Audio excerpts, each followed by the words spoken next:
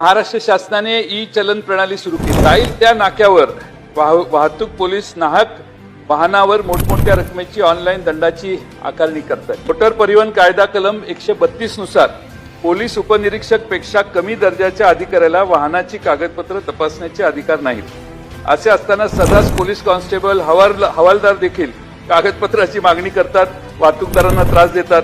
आता तर पोलिसांना मदतीसाठी ठेवलेले महाराष्ट्र सुरक्षा रक्षक मंडळाचे कर्मचारी देखील गाड्या थांबवून कागदपत्राची मागणी करतात आणि मग कागदपत्र नसली तर बाकीच्या सगळ्या अपेक्षा करतात।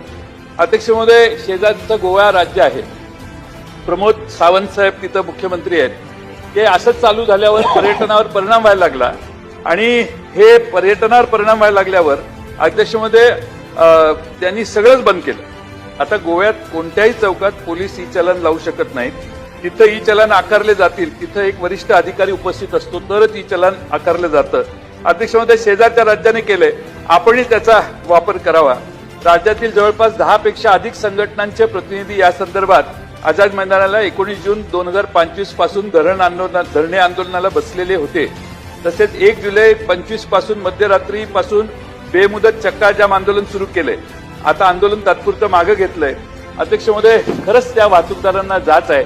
मला खात्री आहे तरुण होतकरू आणि स्मार्ट गृहराज्यमंत्री सगळ्या राज्यातले ई चलन रस्त्यावर गाड्या थांबवून ट्रक आणि बाकीच्या यांना दंड करण्याचा उद्योग थांबवतील असा मला विश्वास आहे।